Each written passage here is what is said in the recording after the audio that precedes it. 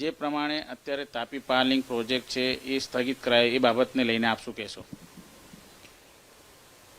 માન્ય મંત્રીશ્રીએ જે હાલ પ્રેસ કોન્ફરન્સમાં જવાબ આપ્યો એમાં એમણે પોતે સ્વીકાર્યું છે કે આ તાપી પાર નર્મદા લિંક પ્રોજેક્ટનો ડીપીઆર 2017માં બન્યો હતો.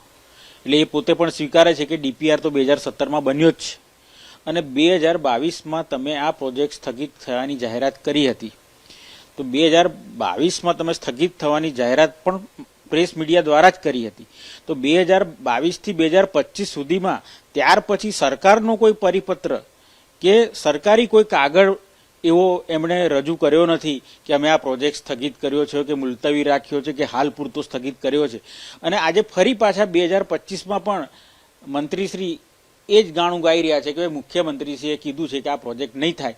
પણ જ્યાં સુધી સરકારી પરિપત્ર કે સરકારી કાગળ કે સરકારી બાંહેધરી ના મળે ત્યાં સુધી આદિવાસીઓને કઈ રીતે વિશ્વાસ બેઠશે કે ખરેખર સરકારની મનસા આદિવાસી તરફી છે કે સરકાર આ પ્રોજેક્ટ કરવા માંગતી નથી.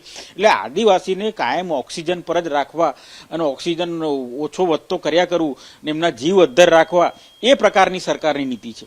જો ખરેખર સરકારે આ પ્રોજેક્ટ કરવા ના માંગતી હોય તો એમણે સ્પષ્ટ એમને ઠરાવ કરીને કે પરિપત્ર જાહેર કરીને કે સરકારી ભાષામાં એનો જવાબ સોશિયલ મીડિયામાં અને મીડિયા દ્વારા જાહેર કરી દેવો જોઈએ. માત્ર પ્રેસને કહેવાથી આજે કઈ રીતે અમને વિશ્વાસ બેસે કે આ પ્રોજેક્ટ તમે સ્થગિત કરી રહ્યા છો? જે રીતે મંત્રીશ્રી એ પણ વાત કરી છે કે કોંગ્રેસ આદિવાસીઓને ઊંધી દિશામાં લઈ જાય છે, એમને ભડકાવી રહી છે, સાચેમાં શું?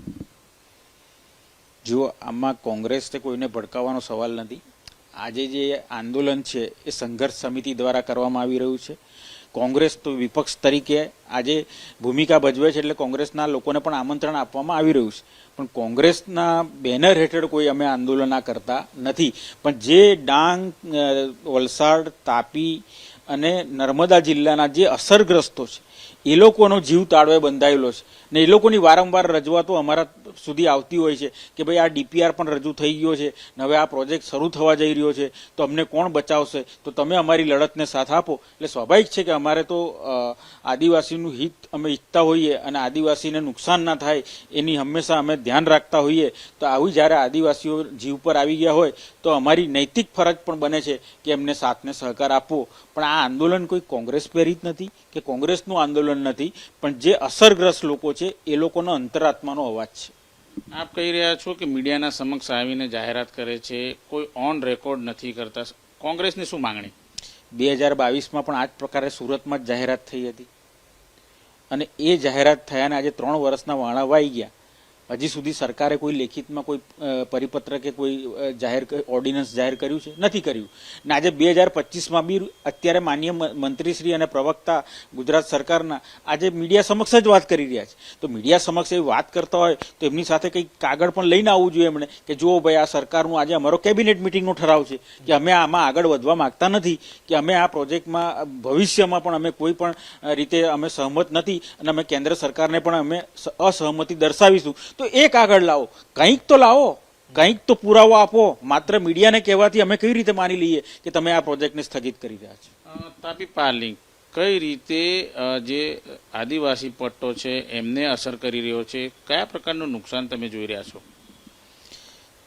તાપી પાર નર્મદા લિંક પ્રોજેક્ટને કારણે લગભગ 5 જેટલા મોટા ડેમો આપણા ગુજરાતમાં બનવા જઈ રહ્યા છે. એમાં તમે જુઓ તો ચાસમાંડવા, ચિકાર અને ડાબદર આ 3 ડેમ ડાંગમાં બનવાના છે. પછી કેલવણ ડેમ છે, પછી એક પાયખડ ડેમ છે ને લગભગ હજારો હેક્ટર જમીન આમાં સંપાદન કરવી પડશે, કારણ કે પાણી ભરવા માટે એમને જમીનનો પણ જરૂર પડશે. એટલે એ સંપાદન કરવામાં જે જમીનો જોઈશે એ પણ આદિવાસીની જમીન જવાની છે.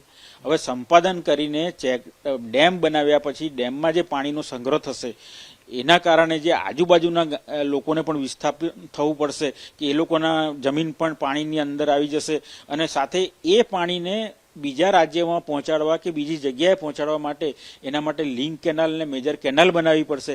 એનું જમીન સંપાદન કરવું પડશે. એ પણ આદિવાસીઓનું જ જમીનનું સંપાદન થવાનું હોય ત્યારે મોટા પાયે આદિવાસીઓ પોતાની મામૂલી જમીન પણ ગુમાવશે, સ્થળાંતર પણ કરવું પડશે, વિસ્થાપિત પણ થશે. આવો અનેક પડકારોનો સામનો આ